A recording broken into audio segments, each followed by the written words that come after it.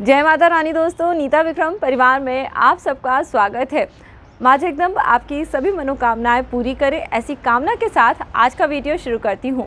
आज मैं आपको बताऊंगी वर्ष 2022 में कजली तीज कब मनानी है, कजली तीज की पूजा पाठ कैसे करनी है।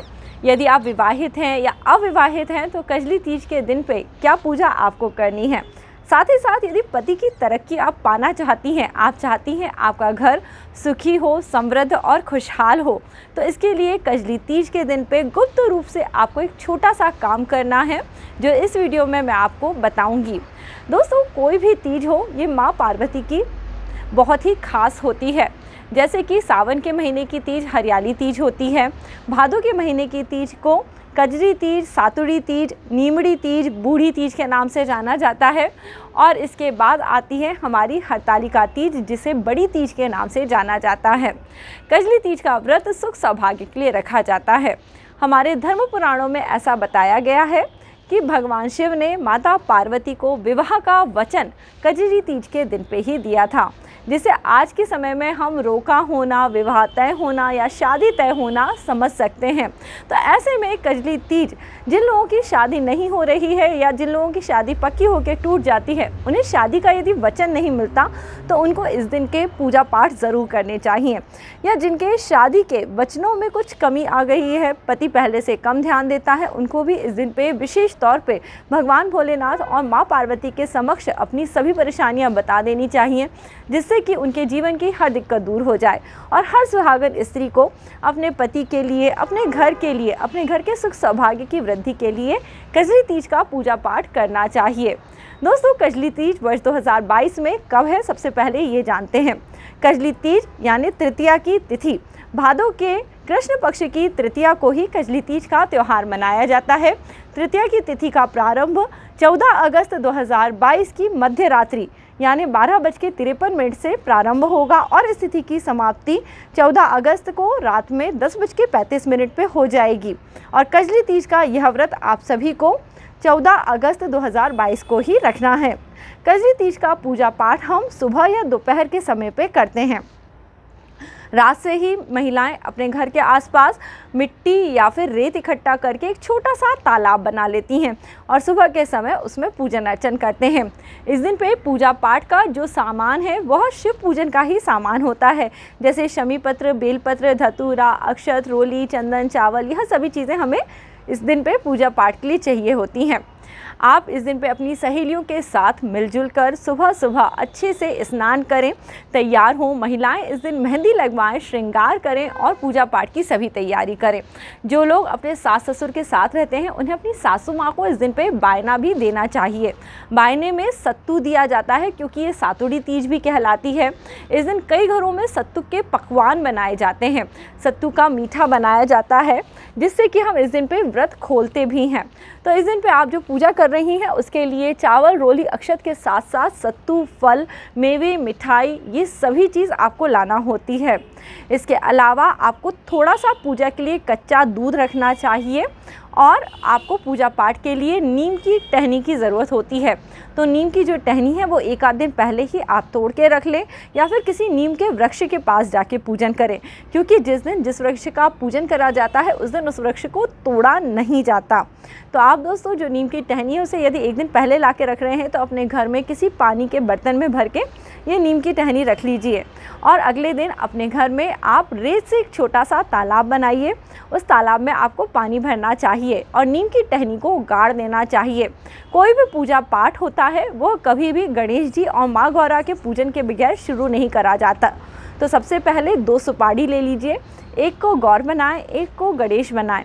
गणेश जी से पूजा को निर्विघ्न संपन्न होने का आशीर्वाद प्राप्त करें। उन्हें रोली, हल्दी, कुमकुम, लाल रंग का फूल चढ़ाएं और साथ ही साथ प्रसाद में सत्तू अर्पित करें, थोड़ा सा चावल अर्पित करें और साथ में आप उन्हें कोई भी मौसमी फल रखें, जैसे लौंग, इलायची रखें और दक्षिणा के 1 रुपये रख दें। और उसके बाद माता का पूजन करें। गौरी माता का पूजन करना है तो गौरी माता के पूजा के निमित्त यदि आपने सुहाग का सामान ला के रखा है तो आप वो चढ़ा सकती हैं। रोली, हल्दी, कुमकुम से पूजन करें, सत्तू का भोग लगाएं, मौसमी फल चढ़ाएं, इलायची, लौंग चढ़ाएं और साथ ही साथ आप माता के समक्ष थोड़ी सी दक्षिणा रख दें। अब दोस्तों, नीमड़ी माता को चुन्नी पहनाई जाती है। जो नीम की टहनी आपने लगाई है उन्हें हम नीमड़ी माता कहते हैं। नीमड़ी माता का पूजन करा जाता है, लाल रंग की चुन्नी उड़ाई जाती है, रोली, हल्दी, कुमकुम का टीका करा जाता है, सत्तू का भोग लगाया जाता है, मौसमी फल चढ़ाए जाते हैं। मौसमी फल में भी दोस्तों सेब, केला, इस प्रकार के जो फल होते हैं वो चढ़ाए जाते हैं। इन्हीं से पूजन होता है और साथ में आप इस दिन पे थोड़ा बहुत जो भी आपके पास में श्रृंगार का सामान है वो ज़रूर आप अर्पित करें पूजा पाठ में, क्योंकि ये सुहाग का पूजन है, इसमें सुहाग का सामान हमें ज़रूर रखना चाहिए। तो आप इस प्रकार से पूजन अर्चन करें। नीमड़ी माता के पूजन के बाद उन्हें भी सत्तू का भोग लगाएं, मौसमी फल चढ़ाएं और उसके बाद उनको लौंग, इलायची और कुछ दक्षिणा आप यानी एक एक के सिक्के आप सब जगह पूजा में रखते जाएं। तो ये हो गया आपका पूरा पूजन। और इसके साथ ही आपको वहाँ पे जो आपने तालाब बनाया है उसमें थोड़ा सा कच्चा दूध डालना चाहिए। जी हाँ, नीमड़ी माता के लिए हम जो तालाब बनाते हैं उसमें कच्चा दूध डालना चाहिए। और दोस्तों, ये जो पानी होता है, ये पानी आपके जीवन में आप जिस प्रकार से तरक्की प्राप्त करना चाहते हैं, वह सभी इच्छाएं जो आपके मन में हैं और जिन्हें आप साकार करना चाहते हैं, उन्हें ध्यान करते हुए सबसे पहले तो आप नीमड़ी माता का दर्शन वो जो आपने छोटा सा तालाब बनाया है उसके पानी में करें। यानी जो आपने टहनी लगाई है उसकी परछाई को आप उस पानी में ज़रूर देखिए। और इसके बाद यदि आप अपने सुहाग के या अपनी जो भी श्रृंगार आपने खुद का करा है उसके दर्शन आप इस पानी में करते हैं तो आपके जीवन में सुख आता है, सफलता आता है और आपके प्रति बहुत ही ज़्यादा तरक्की करते हैं। इस दिन पे जो भी सत्तू का भोजन आप बनाएं उसके साथ में चीनी या फिर कोई मिठाई आप अपनी सास को देके, सुहाग का सामान देके उनसे सुहाग का आशीर्वाद ज़रूर प्राप्त करें। देखिए, भगवान साक्षात रूप में तो कहीं नहीं होते। माँ पार्वती हम सब के पास में, हमारे घर में हमारी माता के रूप में रहती हैं।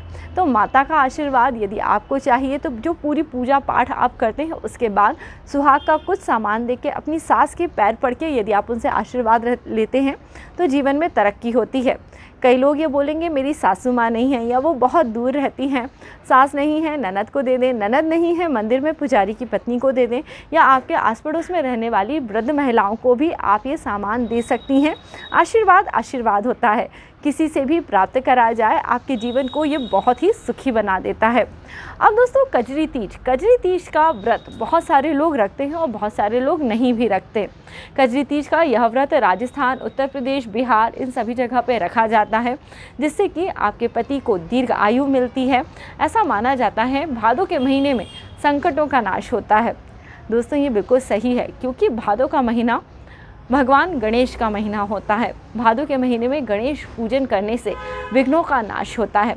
भादों के महीने में जो काम बहुत लंबे समय से नहीं बन रहा था, यदि उसके लिए मेहनत करी जाए, तरक्की करी जाए, जी जान एक कर दिया जाए तो वो काम बनने लगता है। हिंदू मास या हिंदू सनातन परंपरा अपने आप में बहुत ही यूनिक है।